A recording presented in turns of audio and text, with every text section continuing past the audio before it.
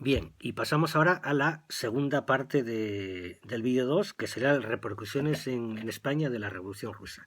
Vamos a ver, en la Revolución Rusa, como ya sabéis, también porque lo disteis en años anteriores, se da en dos tiempos a lo largo del año 1917, en marzo y en noviembre.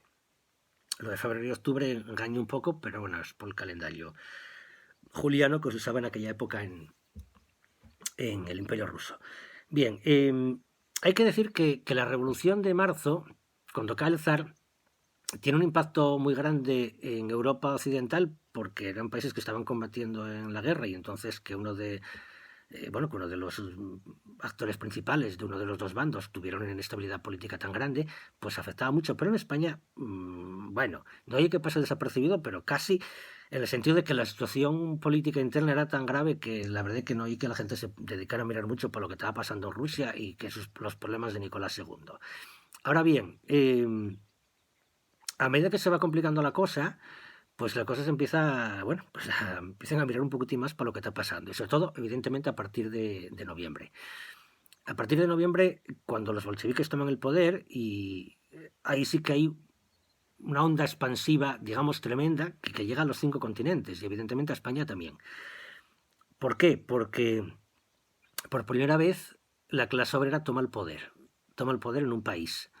Había habido un intento previo, que era la Comunidad de París, que había sido aquello afogado en sangre, pero y además, bueno, quedó circunscrito en la ciudad de París y poco más, pero en este caso era el imperio ruso, el enorme imperio ruso, pues resulta que triunfaba una revolución social y la clase obrera tomaba el poder.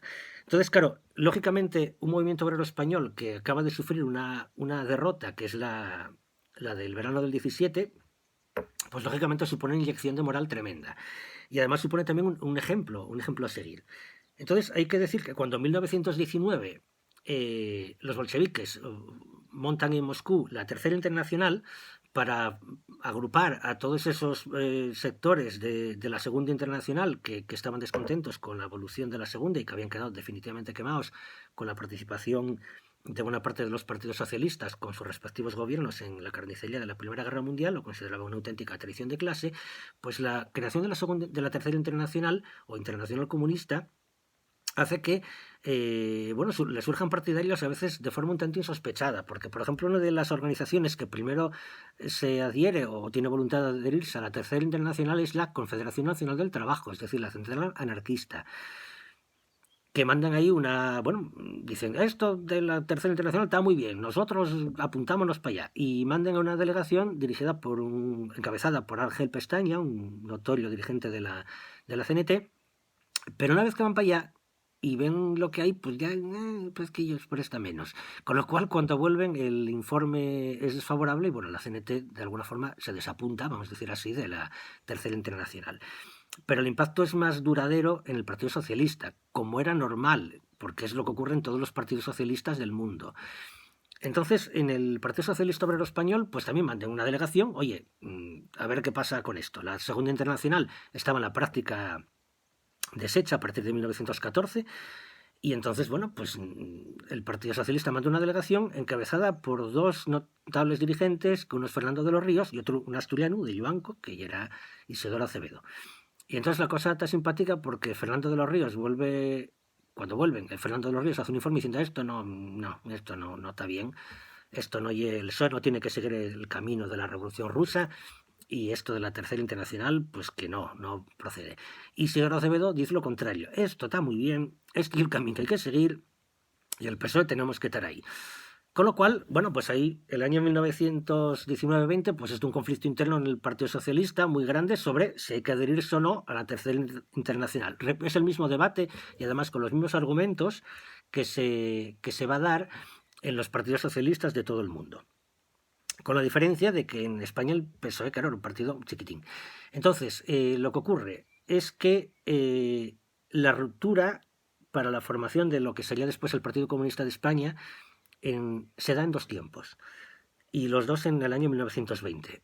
A principios de año, las juventudes socialistas las juventudes del PSOE, deciden en un congreso mayoritariamente que rompen con el PSOE y que se constituyen en Partido Comunista Español, ¿vale? Partido Comunista Español, y solicitan la adhesión a la Tercera Internacional. Y unos meses después se da el segundo tiempo de la ruptura porque rompe el partido, propiamente dicho. Cuando la minoría tercerista, es decir, partidaria de la adhesión a la Tercera Internacional, en la Junta Socialista era ampliamente mayoritaria los terceristas, en el partido ya no, y entonces también rompen con el PSOE y montan el PCOE, Partido Comunista Obrero Español, dirigido por Isidoro Acevedo. Aquí en Asturias, concretamente, hasta el nombre cambia también, pues en la Federación Socialista Asturiana, pues el sector tercerista se transforma en Federación Comunista Asturiana. Bien, ¿qué pasa? Que también piden la adhesión a la Tercera Internacional, y la Internacional les dice, no, oiga, aquí esto de 2 partidos por estado no vale, así que ustedes se juntan o aquí no dejamos entrar a ninguno. Y se acaban juntando.